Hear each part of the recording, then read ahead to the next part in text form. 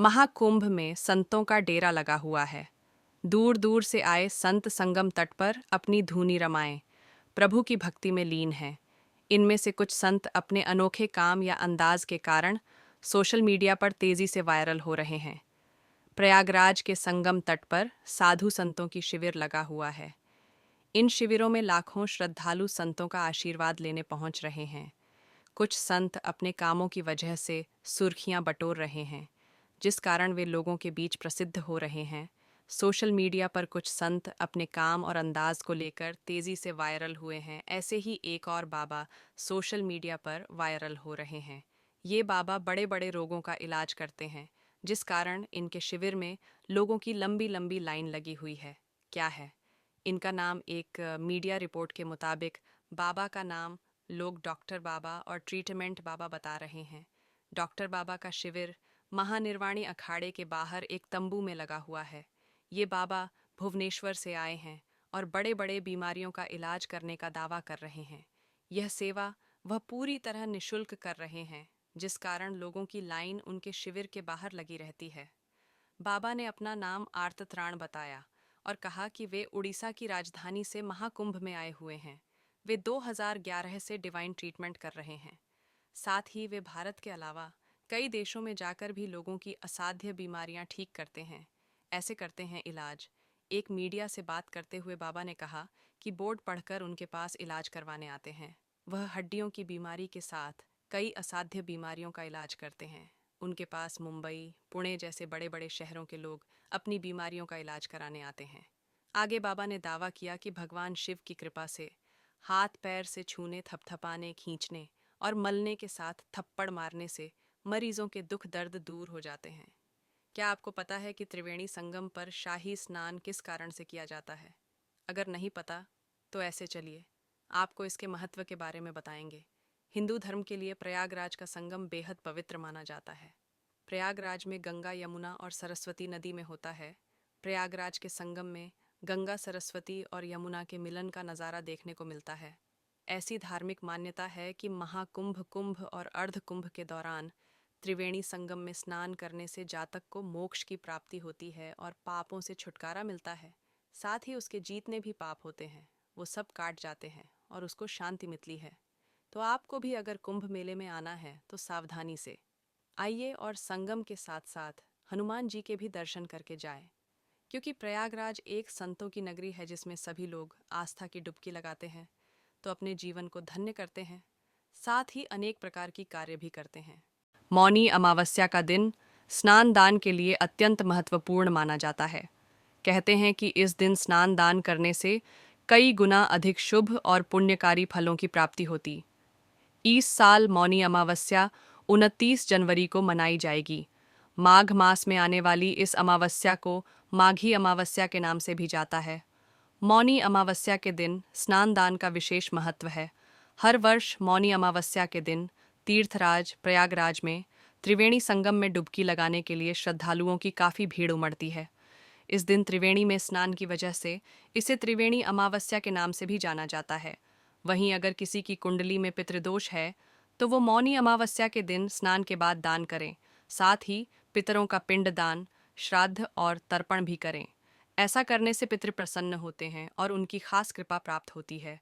तो आइए अब जानते हैं कि मौनी अमावस्या के दिन किस मुहूर्त में स्नान दान करने सबसे अधिक शुभ और फलदायी रहेगा। मौनी अमावस्या 2025 स्नान दान मुहूर्त पंचांग के अनुसार माघ माह के कृष्ण की अमावस्या तिथि का आरंभ 28 जनवरी को शाम 7:35 पर होगा। अमावस्या तिथि का समापन 29 जनवरी 2025 को शाम 6:05 पर होगा। मौनी अमावस्या के दिन स्नान दान के लिए ब्रह्म मुहूर्त 29 जनवरी को सुबह 5:25 से सुबह 6:19 तक रहेगा। अगर आप ब्रह्म मुहूर्त में स्नान दान करना चाहते हैं तो इसी समय करें, वरना मौनी अमावस्या के दिन सुबह से लेकर शाम तक का समय स्नान दान के लिए उत्तम माना जाता है। मौनी अमावस्या का महत्व। मौनी अमावस्या के दिन गंगा स्नान का विशेष महत्व है, लेकिन अगर आप गंगा स्नान करने नहीं जा पा रहे हैं तो घर पर ही पानी में गंगा जल मिलाकर स्नान कर लें। ऐसा करने से भी गंगा स्नान का लाभ मिल सकता है। इसके साथ ही इस दिन स्नान के बाद गरीब या ज़रूरतमंदों को अन्न, धन और वस्त्र का दान करें। धार्मिक मान्यताओं के अनुसार अमावस्या के दिन पितृ अपने वंशजों से मिलने धरती पर आते हैं। ऐसे में इस दिन व्रत रखकर पवित्र नदी में स्नान दान व पितरों को भोजन अर्पित करने से पूर्वज प्रसन्न होते हैं और अपनी कृपा बरसाते हैं। प्रयागराज में गंगा, यमुना और सरस्वती का मिलन होता है। यह संगम विश्व भर में प्रसिद्ध है। धार्मिक मान्यता के अनुसार महाकुंभ में स्नान करने से जातक को मोक्ष की प्राप्ति होती है और जीवन के सभी पापों से छुटकारा मिलता है। इसके अलावा विशेष पुण्य की प्राप्ति होती है। प्रयागराज में महाकुंभ में त्रिवेणी संगम के तट पर स्नान करने का विशेष महत्व है। इस त्रिवेणी संगम पर स्नान करने को शाही स्नान के नाम से जाता है। शिवरात्रि का व्रत कुंवारी कन्याएं भी रखती हैं और इससे उन्हें मनचाहा वर पाने की धारणा है। आइए जानते हैं कि मासिक शिवरात्रि पर कुंवारी कन्याओं के पूजा और व्रत की क्या विधि है। सनातन धर्म में मासिक शिवरात्रि का काफी महत्व होता है। महीने में कृष्ण पक्ष की चतुर्दशी को मासिक शिवरात्रि मनाई जाती है। इस दिन भगवान शिव अपने भक्तों को विशेष आशीर्वाद और फल देते हैं। भक्त भी शिव की आराधना करने के लिए व्रत और पूजा पाठ करते हैं। इससे उनकी सारी मनोकामनाएं पूरी होती हैं। शिवरात्रि का व्रत कुंवारी कन्याएं भी रखती हैं और इससे उन्हें मनचाहा वर पाने की धारणा है। आइए जानते हैं कि मासिक शिवरात्रि पर कुंवारी कन्याओं के पूजा और व्रत की क्या विधि है। इस दिन मनाई जाएगी मासिक शिवरात्रि। हिंदू पंचांग की माने तो इस महीने की 27 तारीख को मासिक शिवरात्रि मनाई जाएगी। यह 27 जनवरी की रात को 8:34 से शुरू होगी और 28 जनवरी शाम 7:35 पर ख़त्म होगी। ऐसे में आपको बिल्कुल भी कंफ्यूज होने की ज़रूरत नहीं है, क्योंकि मासिक शिवरात्रि 27 जनवरी को मनाई जाएगी और इसी दिन व्रत भी रखा जाएगा। रात में जागकर करनी चाहिए। भगवान शिव की पूजा बता दें कि इस दिन कुंवारी कन्याएं भी व्रत रख सकती हैं। इस दिन व्रत करने से मनचाही इच्छा की पूर्ति भी होती है। इस दिन महिलाएं और पुरुष दोनों ही उपवास कर सकते हैं और भगवान शिव की पूजा कर सकते हैं। ऐसी मान्यता है कि मासिक शिवरात्रि के दिन भगवान शिव की रात को जाग कर पूजा करनी चाहिए। इसे मनचाहा फल मिलता है। ये है व्रत की विधि। इस दिन कुंवारी कन्याओं को सूर्योदय से पहले उठकर स्नान कर लेना चाहिए, फिर अपने व्रत की विधि पूरी करनी चाहिए। नहाने के बाद सबसे पहले शिव मंदिर जाकर महादेव और उनके पूरे परिवार की पूजा करनी चाहिए। उसके लिए घी, शहद, दही, बेलपत्र आदि से भगवान शंकर का रुद्राभिषेक करना चाहिए।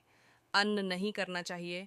ग्रहण कुंवारी कन्याओं को शिवलिंग पर धूप, दीपक, फल और फूल से पूजा करनी चाहिए। इसके बाद उन्हें शिव चालीसा, शिव स्तुति और शिव श्लोक आदि का पाठ कर लेना चाहिए। याद रहे कि इस दिन आपको अन्न ग्रहण नहीं करना चाहिए, बल्कि शाम के समय फलाहार करना चाहिए। और साथ ही आपको ध्यान रखना है कि व्रत में अपने आप को शुद्ध रखें और किसी भी प्रकार के गंदे विचार अपने मन में न लाएं। और अगर आप शांति से और शुद्ध मन से व्रत करते हैं तो आपकी सभी मनोकामना पूर्ण होती है और आपकी शादी भी जल्दी ही हो जाएगी। तो आपको ध्यान रखना है कि मन शुद्ध होना चाहिए और व्रत अच्छे से पूर्ण करना है। यह दुनिया का सबसे बड़ा सार्वजनिक समागम और आस्था का सामूहिक आयोजन है। इस समागम में मुख्य रूप से तपस्वी संत, साधु साध्वियाँ, कल्पवासी और सभी क्षेत्रों के तीर्थयात्री शामिल होते हैं। 30 से 45 दिन तक चलने वाला महाकुंभ हिंदुओं के लिए काफ़ी मायने रखता है। महाकुंभ मेले पर रवि योग का निर्माण होने जा रहा है। इस दिन इस योग का निर्माण सुबह 7:15 से होगा और सुबह 10:38 इसका समापन होगा। इसी दिन भद्रावास योग का भी संयोग बन रहा है और इस योग में भगवान विष्णु की पूजा